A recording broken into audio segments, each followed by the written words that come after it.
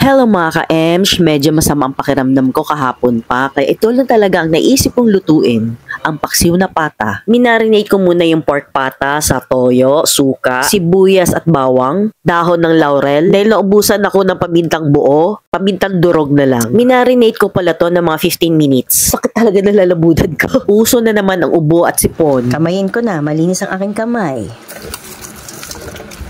Hugas ako kahapon. Ito yung pinakagusto ko. Yung pinaka-knuckle bang tawag niyan. Sarap niyan! Collagen! Char!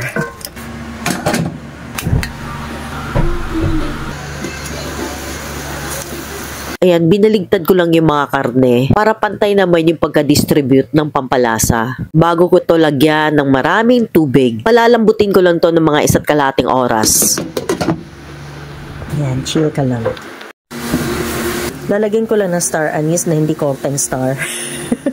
Pork cube, bilang pampalasa ko na yan. Papakulo lang ko ng itlog para isahog ko dito sa pinakulo ang paksiw na pata. Eto optional lang to ha, naglalagay ako ng black beans. Pero yan ang pinakaayaw ni Sean. Akala mo may trauma sa black beans. Dahil nakulangan ako sa asim dyan, nagdagdag pa ako ng suka. Maglalagay na ako ng sugar. Oh, tama na yan, hindi yan tosino. Kailangan maglaban yung tamis, alat, at asim. Yan dapat ang ma-achieve na lasa ng paksiw na pata. Tapos ang aking paborito sa paksiw na pata ang banana blossoms. Dagdagan ko lang ng tubig kasi gusto nila maraming sabaw. Nilaga yan.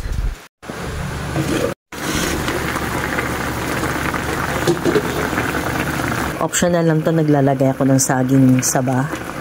Pang dessert, charot lang. Hindi, pag naumay ako, ito kinakain ko. Tapos ayan no, ang lambot na niya, tingnan nyo ha.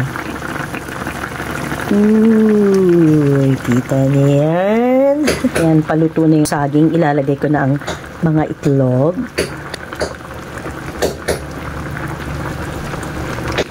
Easter egg. Ayan, balik-balik ta rin natin. Hantay. Garnish ko lang ng onion leeks.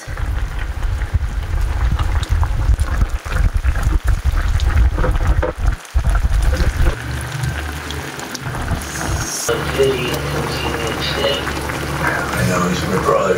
No.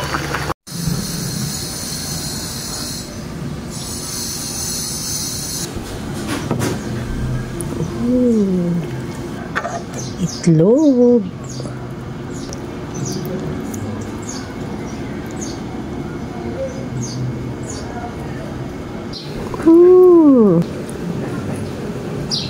Sarap.